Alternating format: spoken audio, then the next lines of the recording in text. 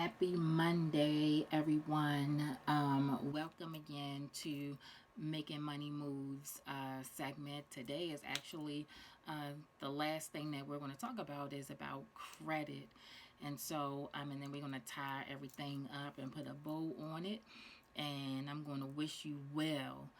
Um, Before we get into everything that we previously talked about and what we're going to talk about, just remember, if you have any questions or anything that you need clarification on regarding anything that I've gone through over these last couple of weeks, make sure you reach out to me. The email is affordable living services at gmail.com. Again, that's affordable living services at gmail.com. Or you can reach out to me. You can definitely call or text me. The number is 443-801-2635. And again, the service that I provide is for my tenants who rent from me, but it's also for the general public.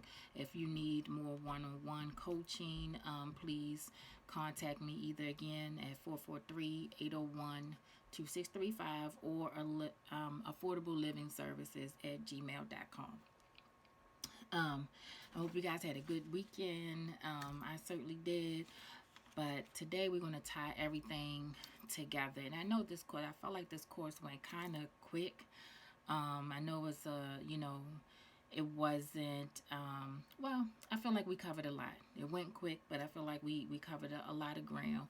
And again, if you need more support in this area, please let me know. I know this is one of those areas that many people feel like they either don't know or they haven't been educated. And so this is just really like the really like the beginning layers of financial wellness or financial literacy, some people want to call it. But again, if you need more support, let me know. It's what I'm here for. All right.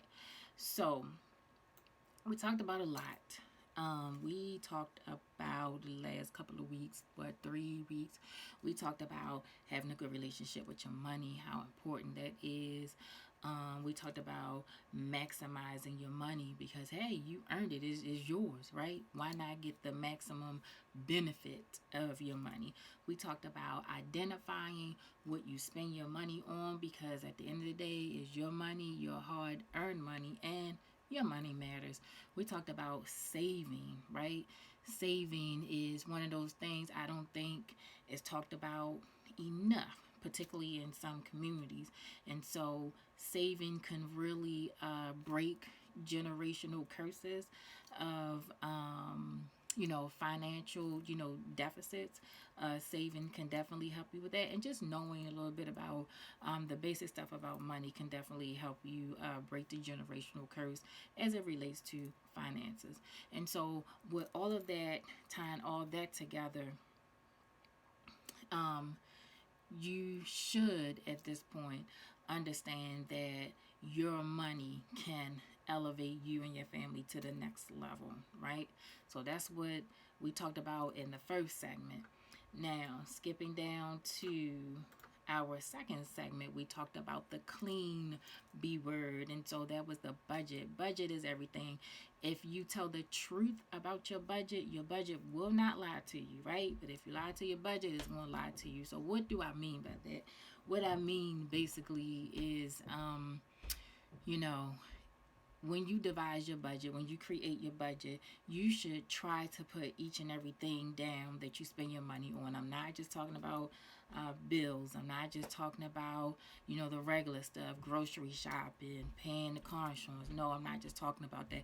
I'm literally talking about each and everything. So, if you go to the nail salon, that should be in your budget. If you get the kids' hair cut or you send the girls to the hairdressers, that should be in your budget. Be true to your budget. If you send your child to the convenience store 4 or 5 times a month and you're spending $10 every time, then that's $40 that needs to go in that or on that budget. The reason is because the truer you are to your budget, the more you will know this is exactly how much money I have left over um, at the end of the month. This is a real close to true number. This is a true number of what I'll have left over at the end of the month. And so you can do something with that true number, right? You can do something if you really itemize, take your time to itemize your budget and again be true to your budget. You can say, okay, at the end of the month, I have $200 left over. What can I do with that $200? Well, let me do something smart. Let me save at least half of it, right? Or you can say, well, I got $200 left over at the end of the month. I need to pay on this credit card debt, or something like that. So really being true to your budget, really itemizing everything is key. Is really key to making the lives of you and your family members a little better, right? So just being key and really knowing what you're spending your money on, right, is essential. um, in our budget, we also discussed, what are the three components? We talked about the income, we talked about the expenses, and we talked about the difference. The difference is what is left over, as I just stated. Expenses is, again, as I stated, what am I spending my money on? What are my monthly expenses? And of course, your income is what you get in. And so, even if you do not get a paycheck, I don't care if you get an SSI check or you're getting assistance from the government, money is money, income is income. So, again, being true to what you get in, and then being true to your expenses, and then being true to your difference. It's all key. It's all key to making the difference, right? And we also talked about really identifying, right, the things that you spend your hard earned money on. And I always give this example. I love to shop at Amazon. I like for stuff to come to my door and I ain't got to go out and get it. I love that. So if I needed to change anything, I probably would look at Amazon and say, okay, well, you can't spend as much money. So I have identified the thing that I'm spending my money on, right? And I'm also saying, well, I need to change this habit, or I need to diminish the amount of money that I'm spending, or I need to decrease the amount of money that I'm spending. And this is essential, again, when you are in a process of making change, financial change, and you want to save money. So it's important to identify the items that you can make change with, and being true to that. So if you know that you spend for transportation, if you know that you spend $200 a month to go back and forth, or back and forth to work, or the kids, if they have to go back and forth to things, and you really can't afford to change it, then that is what it is. You might have to look at another item to say, well, you know what, we do spend an awful lot of money eating out. We spend $200 eating out a month. We need to cut back on that. Okay, so it's really identifying those items that you can afford to fall back with. Okay.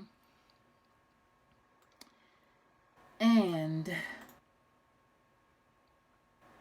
we also did do a little bit of putting things in categories. So categorizing money, right? So kind of like, this is my essential things that I absolutely need, and these items over here, it's like maybe money that I can consider that I'm blowing money, right? And really looking at those items and saying, can I cut back, right? I kind of said that a little bit a few minutes ago. And then we also talked about stashing that cash. That's savings, right? Um, so a couple of different things that we definitely talked about. For some reason, some people don't feel comfortable with taking their money and putting it in the bank. I get it, right? So the other thing that you could do, or alternative things that you could do, is you can get a box, put money in the box. You can put money in an envelope, and The reason why I suggest taking your money to a bank or taking your money to, to a bank to open up a savings account is because you earn interest on it, and then interest is it's not a whole lot of money, but it's money earned. It's money earned on top of the money that you already have. So that's why I suggest going to the bank and doing that. But some people really just don't want to. So I say make it a family event, right? Make it a family goal on an envelope. And I had an envelope the last time. I don't have it right now, but let's just say this is my envelope. This is my makeshift envelope. So having on an envelope, putting on top what my goal is. So let's say my goal just might be to save $500. So I could say save $500. I can make it a family event, and a family goal to say in X amount of time. Um, we want to save $500. So, and then having that family involvement, that family support also helps you to get closer to your goal. It's important. So, figuring out how that works for you as an individual or with your family, that's key. But you want to be able to save money. I don't care how you do it. Save it, save it, save it. Saving that cash. That's what you want to do. Okay? Oh, and one more thing. Some people use, I said, the envelopes. Some people also use jars and containers and stuff like that. I just wanted to throw that in. Okay, session three, right? We actually could go a little bit further, but I think the information that I presented so far is valuable information, and I think it's a good idea to practice that before we could go into interest. We can go into we could go so deep, as it relates to financial wellness. But we're going to hold it here. The last section that we're going to talk about is credit. My credit counts. Now, I always got a story about things, and I think the stories help people because sometimes people think that I'm in this alone. I don't maybe understand it, or, I got questions. I'm not sure how to ask those questions to get the answers that I need, and etc. But I'll tell you my own credit story. So my own credit story was that I did not come from a household that talked about credit, or talked about finances in general, right? You kind of, you become of age, you go out there and you learn on your own. You literally learn on your own. And I think as a community, that's asinine, to put your kids out there to basically find out stuff on his or her own when the adults should be training the kids up to learn about these different things, particularly in finances, because finances, as we know, can make you or break you. But my credit story is that I did not come from a family that even talked about finances. So when I got of age, my mother married my stepfather, and he was the one who started talking to me about rebuilding credit and how he rebuilt credit, his own credit. And so I kind of followed in his footsteps. And then because my credit score was like, I think it was like a five. I want to say 580 for some reason. It was like 580, which is not great. Is not great. So he was like, "Yeah, Melanie, this is what you want to do." He hooked me up, or he told me to get a Providian credit card, right? And so that kind of like helped me to establish credit. So one of those cards, it was called a secure credit card. So basically, I would pay X amount of money, which would be my credit, and then over time, if I paid on time, right, they would increase it over time. They would increase. So I believe I put in, I'd say, I don't know, $100, $200, whatever it was. And then over the course of time, it increased, right? And so I believe the last time I used that card, which was like years ago, let's say my credit limit was about $1,500. But looking in the grand scheme of things, I thought that was a lot of money back then, but that is not a lot of money and not a lot of credit. But it was something to get me going. And so from my stepfather, my husband, who is just a financial genius, I think. But he started teaching me about the credit card that I actually had. The interest was something like 23%, 25%, something like that. And he said, I don't pay that much interest on this house. And this is when we first met. I don't pay that much interest on this house. And I thought I was doing something big because I had a credit card and I had a $1,500 dollar credit limit. And he just bust my little bubble and said, really? Like, you're paying 23, 25% interest, whatever it was at the time. And at the top for a house, his interest was like 3%. But that was all based on credit, right? My credit score was like 580 and his was like 7 something back then. Okay, so that's the difference. And so what that essentially equates to is that for a 15, think about it. I'm gonna slow this down. $1,500 credit card with 23% interest. $150,000 house with 3% interest.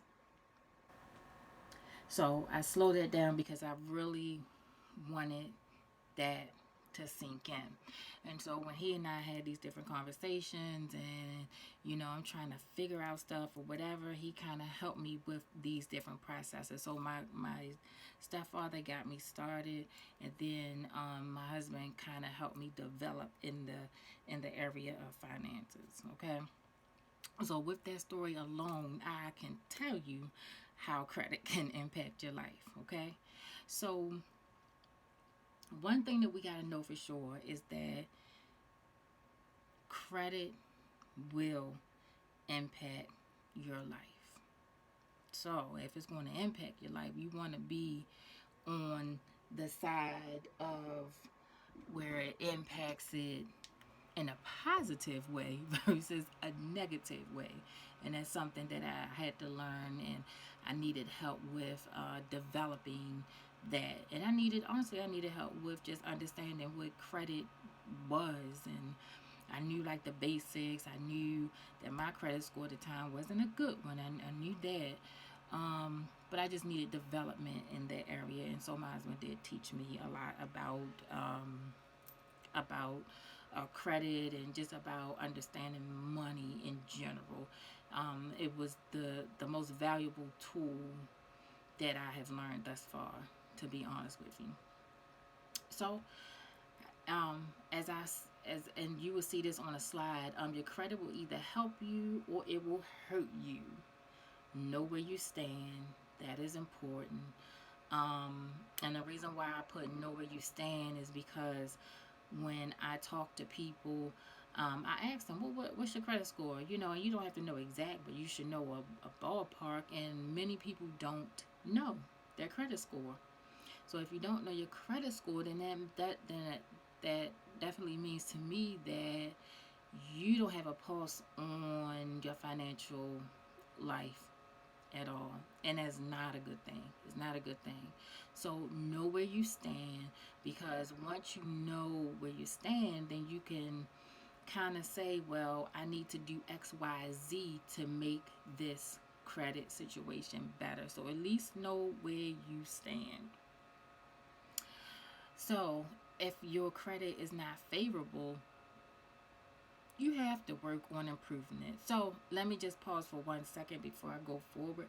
A lot of people think that, okay, well, I'm not going to need my credit for anything. And I've heard that 1,000 times. I'm not going to need it. Not going to need it. So that means you're telling me that you're never going to try to buy a house, or you're never going to rent a house, or you're never going to get a car, or you're never going to open a jewelry account. You're never going to apply. Some jobs do credit back, and you're never going to apply for a job. So trying to bring this thing full circle. And so what I found is that a lot of people avoid avoid credit because they don't understand it, right? And so what I have done in many cases is say you're going to need your credit one way or another. It's really no avoiding it unless you plan to live under a rock for the rest of your life. Got to get that credit. Got to know where you stand, and then try to build from that point. All right. With that being stated, there are three credit bureaus. Three. Okay.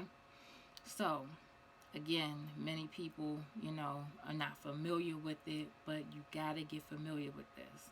Got to get familiar with it. Know at least where you stand, and in that way you can start making your financial path. You can start to correct some things that need to be corrected. You can start improving your credit. So, the first credit bureau is TransUnion. And when I put these slides up, I'm going to put them on the website tonight or tomorrow. I'll have the direct link that you can go to. And then the next one is Experian, and the last one is Equifax. Now, everyone can get a credit report one time a year for absolutely free. Okay? And all you have to do is go to one of the three credit bureaus, and you can get your annual credit report for absolutely free. So I know there are organizations out here, businesses out here that charge you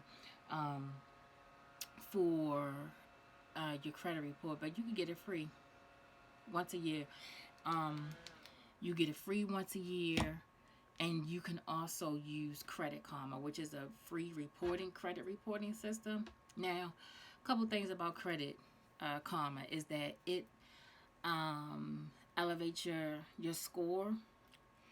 So I've seen it be about maybe 10 points to 20 points more than your actual credit report. So Credit Karma is a good place to start, but it is not 100%. It is not right. Like I said, it's off at least 10, 20 points, and I don't know why, but that's what it is. It's free, and I think it's a good tool for you to use so you can gauge your score. But if you want your actual credit score, just go to the three credit bureaus that I mentioned. Is again, everybody gets a free one. And the reason why I like even the Credit Karma is a good tool. I'm gonna say that it's a good tool because it's literally right at your fingertips. But for me, I like to get the annual reports. And if you're with some banks, they provide you with a free credit report. Or if you have a credit card, they also provide you with a free credit report. So you have access to your credit report. You just gotta get in there, get it, and look at it and review it. But again, Credit Karma is a good starter. But please at least try to get your free annual credit reports from the three bureaus. And I think it's more exact, it's more precise than Credit Karma. All right. So we're talking about credit, so we gotta talk about the credit score, right? So credit scoring. Credit scoring used to freak me out because at the time I did not have great credit, and a few times I've tried to do things, apply for things, and I would get flat out denied because of my credit score. So let's talk about it. So let's start at the very poor stage. Very poor, which is about 16% of the population, have a 300 to 579 credit score. So that's about 17% of the population. 16%, I'm sorry, 16% of the population. So 17% of the population, and that is here in America, their scores are fair, which is between 580 and 669. Okay? And so then the next phase is the good standing, right? And that's about 21% of the population, and that is between 670 and 739. That's pretty decent, you know. So that's 21% of the population. Then we have the very good population, and this is 25%. 25% of Americans, they fall between the 740 and the 799, right? And I know some years ago they have expanded the credit score, like the wheel. So they have exceptional, and exceptional is in between 800 and 850, and I think it's even higher than that for some reason. But that's 21% of the population. So, what this wheel tells me, and it should tell you too, is that most of the population falls between the very good, which is the 740, and the 799. And actually, I'm a little surprised. I'm looking at it and I'm a little surprised. But even if we look at the very poor and the fair, right, combined, so that's about what, 34%. So that's like a third if you were to combine that. So we have a lot of folks that are between the very poor and the fair, right? So you want to get a hold, if you are between the 300 to 579 and the 580 to 669 score, you got to do a little work, because most creditors will not even look at you unless your score is roughly like 680, and it depends on what you're doing. It depends. So yeah, it is essential to know the credit score, and it's essential to know what's considered poor, what's considered okay or fair, what's considered very good or accepted. You got to know the credit. Know the credit. Um, Again, as I said, get your free credit report from the Three Bureaus, or if you want it quick, definitely look up Credit Karma, and that's let me make sure I'm spelling it right. So Credit Karma is Credit, and then it's Karma, Credit Karma. Okay. And we're going to tie this all together. So tie it all together. Remember that credit is important. Remember that knowing your financial state is important. Remember that saving is important. Remember that writing down your budget is important. Just remember that your financial wellness starts with you, right? You can also, like I said earlier, include your family members in on it. It is about taking your generation and moving that generation to the next level as it relates to finances. It's about breaking that generational financial curse. It's about having true conversations about your money. I don't know where we came across the concept, but nobody likes to talk about their money. But of course, talk about your money with people who you trust. Talk about your goals. Talk about where you want to take this thing. Pay attention to your money. Pay attention to your money, right? Um, Again, know your credit score. So all of these things that we talked about is really about having a basic, very basic understanding about how your money, if you use it wisely, it can empower you and it can empower your family. Okay? Very critical, very critical. Um, and I hope you guys who have watched this and the other videos, really get something of it. Again, my name is Melanie, and if you have any questions or anything, shoot me an email. Again, the email is affordablelivingservices@gmail.com. If you would like to text or give me a phone call, the number is 443-801-2635. Your financial wellness means the world to me, and your financial wellness should mean a lot to you. Take your finances seriously, right? Take them seriously, and any questions you have, I'm here. Okay?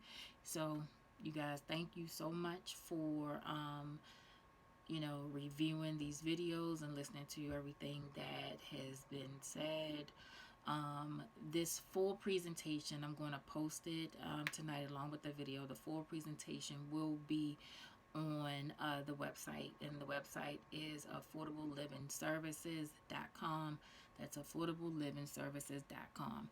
Thank you, and have a good night.